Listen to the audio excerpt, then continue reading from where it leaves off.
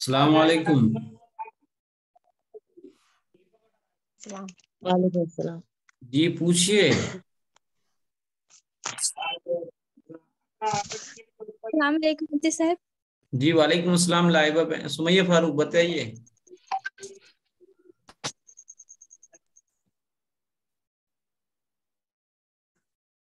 مفتی صاحب ہم بول رہے تھے نا کہ اگر کسی کا غیر آدمی کا کسی کا میت ہو جائے گا تو کیا اس میں غیر عورت جا کے میت کو دیکھ سکتی ہے؟ نہیں دیکھا نہیں، یہ بہت غلط کسی طریقہ. آس پڑوس میں اگر کسی کا انتقال ہو بہت گیا اچھا تو؟ سوال کیا، بہت اچھا سوال کیا آپ نے. ماشاءاللہ طبیعت خوش ہو گئی، اس کی طرف توجہ دلانی ہے.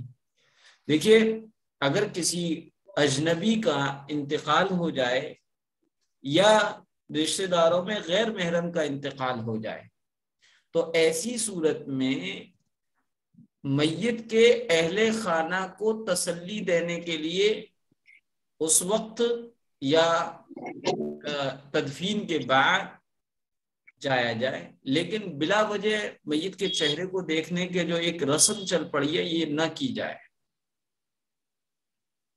لیکن اگر کوئی دیکھ لیتا ہے تو وہ مطلب کہ جی جزاک اللہ. آداب کے خلاف ہے، لیکن وہ والا گناہ نہیں ہے جو اجنبی زندہ مرد کو یا غیر محرم کو دیکھنے کا ہوتا ہے، جو آنکھ کا زنا کہلاتا ہے. جی سمیہ فاروق سمجھ میں آ گیا؟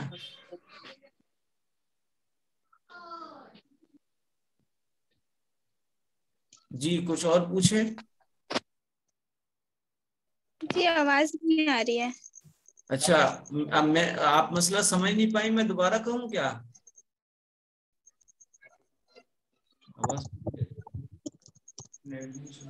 جی السلام علیکم مفتی صاحب. وعلیکم السلام.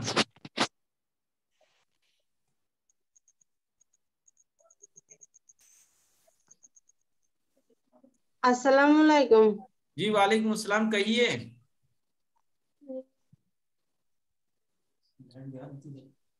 جی میں کہہ رہی تھی اگر ہمیں کبھی جیسے اچانک سے چھینک آ جاتی ہے، کھانسی ہونا شروع ہو جاتا ہے تو 2-4 بوندے جو نکل کے آتا ہے تو اس ٹائم ہمیں کیا کرنا پڑے گا؟ نہانا پڑے گا، نماز کے لیے نہانا پڑے گا یا پھر کمر تک دھو کے دیکھیے نماز پڑھ سکتے ہیں؟ ایج کے ساتھ یہ پرابلم ہو جاتی ہے کہ کھانسی آئے یا چھینک آئے تو پیشاب کے قطرے بلا کسی اختیار کے نکل جاتے ہیں.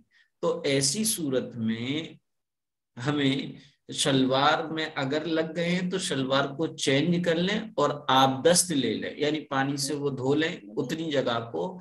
اگر پیشاب کی قطرے نکل کر بہہ کر دونوں ٹانگوں سے ہوتے ہوئے نیچے تک آ گئے ہیں تو ایسی صورت میں جہاں جہاں پیشاب لگا ہوا ہے وہاں بدن کے اس حصے کو دھونا ضروری ہے، غسل نہیں کرنا ہے. بس جس جگہ پر بدن کے یا کپڑے کے جس جگہ پر پیشاب لگا ہے اس جگہ کو دھونا ضروری ہے. جی آپ کے مسئلہ سمجھ میں آ گیا؟ جی جی جی جزاک اللہ. اچھا ناہدہ تسنیم بہن کہہ رہی تھی آواز نہیں آ رہی ہے، نیٹ پرابلم کی وجہ سے نہیں آ رہی ہوگی. آپ کہیے اور کچھ پوچھنا ہے؟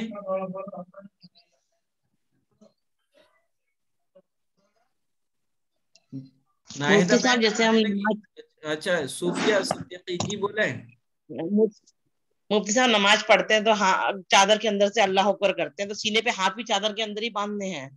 نہیں سینے پہ جو ہے سینے پہ جیسے یہ بندھا ہوا ہے تو اس سینے پہ ہاتھ چادر کے اندر نہیں بلکہ وہ سینے پہ ہی ہوں. نہیں باہر چادر سے باہر ہی باندھ سکتے ہیں؟ نہیں چادر سے باہر نہیں باندھنا ہے. سنت یہی ہے کہ اگر آپ کی آستین چھوٹی ہے اتنی ہے تو چونکہ یہ گٹے کہلاتے ہیں، ہاتھ میں جو ابری ہوئی ہڈی ہے یہ گٹے کا یہ گٹے کے نیچے والا حصہ یہ ستر ہے، یہ کھلا رہے گا.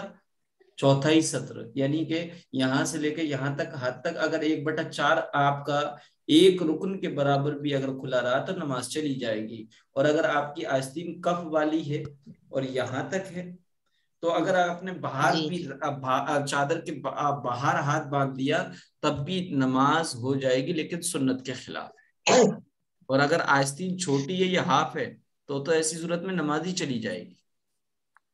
समझ में आ मुफ्ती गया साहब ताहिर? जैसे जी मुफ्ती साहब अल्लाह अकबर बोलते हैं, नियत करते हैं जब, तो जी हाथ द्वारा नीचे ले जाना जरूरी है या हाथ ना अल्लाह ना अकबर ना, करके फिर हाथ? ये बहुत अच्छा सवाल किया है। देखिए दो दो तरीके, हाथों को जब हमने यहाँ तक उठाया अल्लाह अकबर कह के यहीं पर बांधना है, ये जो नीचे ले जाते हैं। इसी तरीके वित्र में जब तीसरी रकात हुई और हमने अलहम्दो पढ़ ली, सूरत पढ़ ली, तो अल्लाह अकबर कह पहले तो हाथों को नीचे छोड़ते, फिर उसके बाद अल्लाह अकबर कहकर हाथों को उठाते फिर बांधते। तो ये दोनों नीचे नहीं छोड़ना है, बल्कि वित्र में बंधे बंधे हाथ ही अल्लाह अकबर यहाँ। इसी तरीके से तकबीर, नमाज के शुरू में तकबीर तहरीमा का वक्त, ये जब पहले तो यूं नियत बांधते वक्त तो यूं खड़े हैं हम, जब नियत कर ली तो अब दुपट्टे के अंदर से ये हाथ लिए और यही बांध रहे। आगे समझ में? जी जी जी, शुक्रिया शुक्रिया। और कोई? अस्सलाम वालेकुम मुफ्ती साहब। जी रूबीना बहन, ऐना जी कहिए।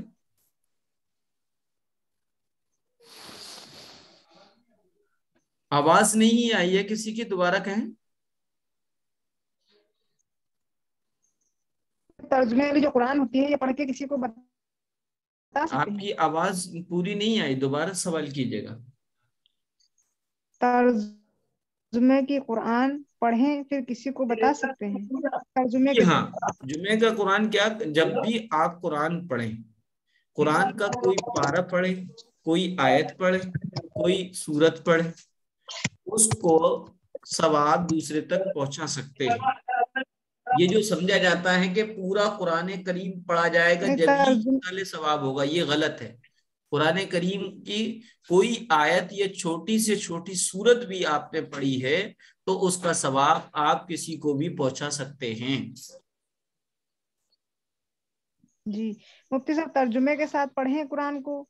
हाँ, तर्जुमे के साथ पढ़े। देखिए मैंने आपको बताया किसी था। को बता सकते हैं जी उसको किसी को, जिसे हम बता भी सकते हैं तर्जुमे के साथ कुरान पढ़ के? अच्छा, तर्जुमे के साथ बिल्कुल बताना चाहिए। देखिए कुरान करीम के 5 हक है। एक तो ये कि उस पर यकीन करना, एक हक। दूसरा उसको पढ़ना यानी तिलावत करना। तीसरा उसको समझना। चौथा उसमें जो कुछ कहा गया उस पर अमल करना। पांचवा दूसरों तक पहुंचाना। अच्छा, नाइदा बहन ने एक सवाल किया है, नाइदा तस्नीम बहन ने, कि बाद लोग जो हैं रुकू में जाते हुए या रुकू से उठते हुए हाथ कानों तक उठाते हैं, जिसे रफ़े यदैन कहते हैं।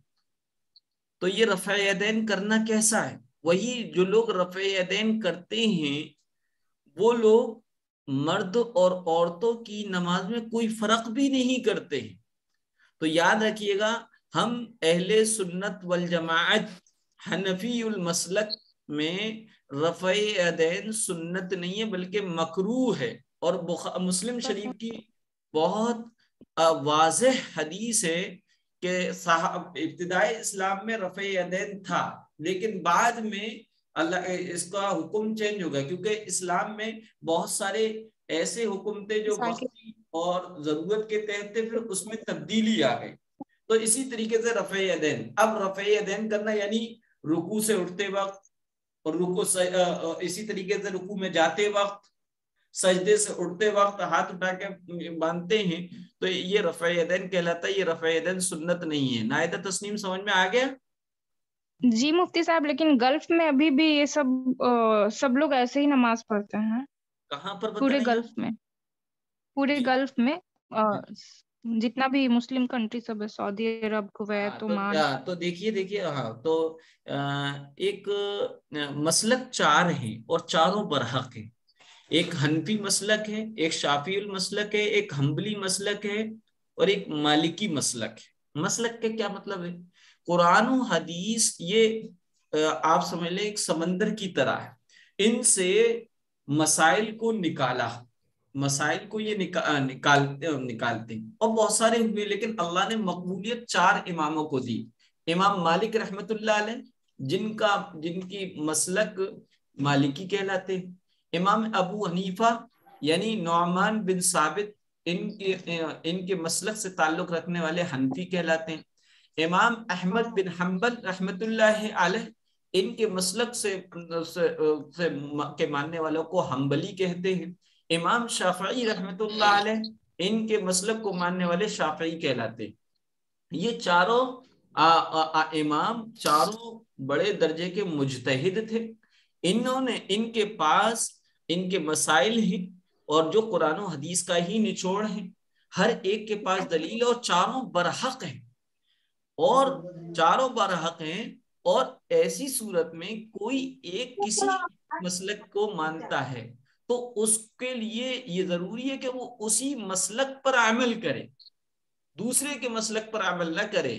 تو میں نے اس لیے جواب دیتے وقت کہا تھا اہل سنت والجماعت حنفی مسلک میں رفع یدین سنت نہیں ہے۔ تو اور جو کنٹریز ہے جو ہیں اس میں جیسے کہ مدینہ ہے، اس میں مالکی کے مسلک کے زیادہ ماننے والے ہیں، اور جو سعودیہ ہے اس میں حنبلی مسلک کے ماننے والے، اور افریقہ وغیرہ ہے اس میں شافعی المسلک کے ماننے والے ہیں۔ تو یہ لوگ جو رفع یدین کرتے ہیں یہ ان کے لیے سنت ہے، اور ان کی واضح دلیل یہ ہے کہ وہ حنفی مسلک کے، یعنی ہم لوگ اگر بغیر رفع یدین کے پڑھتے تو ان کو ذرہ برابر کوئی اعتراض نہیں ہوتا، وہ کوئی ٹوکتے نہیں، لیکن اس کے برخلاف ایک اور طبقہ پیدا ہوا جو اپنے آپ کو اہل حدیث کہتا ہے، اور اس کو ہم لوگ غیر مقلد کہتے ہیں۔ یاد رکھیے گا اہل حدیث، ہم اہل سنت، وہ اہل حدیث اپنے آپ کو کہتے ہیں، وہ لوگ وہ کسی امام کو نہیں مانتے، وہ تقلید ہی نہیں کرتے، نہ وہ مالکی مسلک کو مانتے، نہ شافعی مسلک کو مانتے، نہ حنفی مسلک کو، نہ ہی حنبلی مسلک کو، کسی مسلک کو نہیں مانتے، بلکہ وہ تو اگر کوئی بغیر رفع یدین کی نماز پڑھتا ہے تو یہ کہتے تمہاری نماز ہی نہیں ہوگی، اور ان سے یہ پوچھا جائے کہ رفع یدین کیا ہے، کہ سنت کے چھوٹ جانے سے نماز ہو جاتی ہے، تو خاموش ہو جائیں گے۔ بہرحال یہ اہل حدیث جو ہیں ان کا پس پردہ حال یہ ہے کہ یہ صحابہ کو معیار حق نہیں جانتے، اور دوسرا یہ کہ ہم اہل سنت والجماعت ہے کیونکہ اللہ کے رسول نے سنت پر عمل کرنے کا حکم دیا، فرمایا علیکم بسنتی وسنت خلفاء الراشدین، اور یہ اہل حدیث ہے۔ اب حدیث اور سنت میں فرق کیا ہے؟ ہر حدیث سنت ہو یہ نہیں، بلکہ حدیثیں کچھ ایسی ہیں جن کا تعلق اللہ کے رسول کے ساتھ ہی خاص تھا، جیسے کہ ایک وقت میں 4 سے زیادہ نکاح کرنا، یا اسی طریقے حدیث میں یہ بھی ہے جس میں جو وقتی حکم کے طور پہ دیا گیا، جیسے کہ بیت المقدس کی طرف منہ کر کے نماز پڑھنا۔ اسی طریقے سے کچھ حدیثوں میں یہ احکام دیے گئے جو کہ ضرورت کے وقت کرنا، جیسے کھڑے ہو کر پیشاب وغیرہ کرنا۔ تو بہرحال حدیث پر عمل کرنے کا حکم نہیں دیا گیا، بلکہ سنت پر عمل کرنے کا حکم دیا گیا۔ جو سنت ہوگا وہ حدیث ضرور ہوگی، اور جو حدیث ہوگی وہ سنت نہیں ہو سکتی، لہذا ہم اہل سنت والجماعت ہیں۔ تو آپ کے سمجھ میں آگے نہ آئے تسنیم بہن؟ جی جزاک اللہ خیر۔ اور کچھ؟ جی مفتی صاحب مجھے پوچھنا ہے۔ جی لائبہ بہن پوچھیے گا آپ۔ آپ نے قرآن کے جو 5 حق بتائے ایک بار دوبارہ بتا دیجیے۔ دیکھیے ایک تو ہے یقین کرنا، یعنی اس کے بارے میں یہ سمجھنا یہ اللہ کا کلام ہے، اور بغیر کسی شک کے اور بغیر کسی تبدیلی اور ترمیم کے ہم تک یہ ویسا ہی پہنچا ہے جیسا کہ اللہ کے رسول کے زمانے میں نازل ہوا تھا۔ اور اس کے ایک تو یقین کرنا جسے ایمان بھی کہتے ہیں، ایمان لانا قرآن پر، اس کا ایک ایک حرف، ایک ایک نقطہ اس کو حق سمجھنا۔ دوسرا اس کی تلاوت کرنا، روزانہ پڑھنا۔ تیسرا اس کو سمجھنا، اور یہ سمجھا کیسے جائے گا؟ تفسیر پڑھی جائے یا ترجمے کے قرآن پڑھے جائے، لیکن خالص ترجمے کے قرآن پڑھنے سے علماء نے منع کیا ہے۔ اس کی وجہ کیا ہے؟ کیونکہ میں نے آپ کو عقائد میں بتایا تھا کہ اللہ تعالی پاک ہے ہاتھ پاؤں سے، یعنی اللہ نہ تو اللہ کے پارٹس آف باڈی ہیں، نہ تو اللہ کا جسم ہے، نہ ہی لوازم جسم ہے۔ جسم کہتے ہیں پارٹس جو اس چیز کو جو کسی جگہ میں، تو اللہ جسم سے بھی پاک ہے، اور اس چیز سے بھی پاک ہے جو جسم کے لیے ضروری ہے، جیسے کھانا ہے، پینا ہے، سونا ہے، جاگنا ہے، تھکنا ہے، اللہ اس سے بھی پاک۔ اللہ کسی ایک جگہ میں نہیں ہے، لہذا قرآن کریم میں جہاں پر یہ آیا کہ ید اللہ فوق ایدیہم، اللہ کے ہاتھ ان کے اوپر ہیں، یا اللہ عرش پر مستوی ہو گیا، براجمان ہو گیا، یا اللہ تعالیٰ سن رہا ہے، یا اللہ دیکھ رہا ہے، اگر ان آیات کے ترجمے کو پڑھتے وقت کسی نے یہ یقین کر لیا کہ اللہ کے ہماری طرح کان ہے، اللہ اس لیے سن رہا ہے، اللہ دیکھ رہا ہے، دیکھنے کا ذکر ہے، تو اللہ کے گویا کہ اللہ کی آنکھیں ہماری ہی طرح ہوں گی، تو ایسی صورت میں وہ ایمان سے خارج ہو جائے گا۔ اس لیے علماء نے لکھا ہے صرف ترجمے کا قرآن بغیر کسی عالم کی نگرانی کے نہ پڑھا جائے، بلکہ کسی عالم کی نگرانی میں، یا کسی ایسا ترجمہ قرآن جس میں ضرورت کے وقت تھوڑی سی تفسیر بھی ہو، اس قرآن کو پڑھا جائے۔ بہرحال قرآن کریم کو سمجھنا تیسرا۔ چوتھا، قرآن کریم کو سمجھ کر اس میں جو کرنے کی باتیں، کرنے کا حکم ہے، اس پر عمل کرنا، اور جن سے منع کیا گیا ان سے بچنا، جسے عمل کرنا کہتے ہیں۔ اور پانچواں، دوسروں تک پہنچانا۔ جی مفتی صاحب السلام علیکم۔ جی نائدہ تسنیم بہن۔ جی میں یہ بول رہی تھی کہ جیسے ہم لوگ تفسیر پڑھنے، ترجمہ پڑھنے بیٹھتے ہیں یا تفسیر پڑھنے بیٹھتے ہیں، تو یہ بات میں بھی سنی ہوں کہ بعض علماء منع کرتے ہیں تفسیر پڑھنے سے، تو یہ منع کرنے کی بجائے ایسا ہونا چاہیے کہ کوئی پری بک ہونا چاہیے جس میں ہم کو بتا دیا جائے کہ اگر آپ گھر پہ پڑھ رہے ہیں تو یہ سب باتیں دھیان رکھیں، منع کرنے سے تو بہتر وہ ہونا چاہیے۔ نہیں بہتر، بالکل دونوں ہی چیزیں۔ دیکھیے جب اتنی لکھنے کی آلات اتنے زیادہ نہیں تھے، اب تو کمپیوٹرائز زمانہ ہے، تو اب علماء منع بھی نہیں کرتے، بلکہ اب تو طرز یہ ہے کہ وہ معتبر قرآن کریم کے ترجمے اور تفسیر کے نام بتاتے ہیں۔ میں نے صرف آپ کو مسئلے کو کلیئر کرنے کے لیے بتایا کہ بعض علماء منع کرتے ہیں، اب جو ہے اب منع نہیں کرتے، اب تو معتبر تفسیر اور ترجمہ قرآن کو بتاتے۔ جی مفتی صاحب، جس نے ترجمے سے قرآن نہیں پڑھا تو پھر ایسا کچھ تھوڑی ہوئے گا، مطلب ہمیں گناہ وغیرہ ملے گا؟ نہیں، تو اس کا یقین کرنے میں ہی یہ چیز آ گئی، کیونکہ دیکھو ہم نے آپ نے اس کو پڑھا نہیں، لیکن جو ہم ایک عالم بتا رہے ہوتے تو آپ یہ سمجھتے ہیں کہ یہ انہوں نے بتایا ہے، وہ قرآن میں ہے، تو اس لیے آپ عمل کرتے ہیں۔ ہماری بات نہیں ہوتی، بلکہ زبان ہماری ہوتی ہے، بات اللہ کی ہوتی ہے، لہذا آپ نے وہ حق ادا کر دیا گویا کہ۔ دیکھا ہم تو عہد نامہ پڑھتے نہیں، کوئی دقت تو نہیں ہے جی ہم عہد نامہ نہیں پڑھتے ہیں، کوئی دقت تو نہیں؟ نہیں، کوئی دقت نہیں ہے، اصل تو قرآن ہے، عہد نامہ کوئی ضروری نہیں، ہم عہد نہیں نامہ ہے پڑھتے نا۔ جی، کوئی ضروری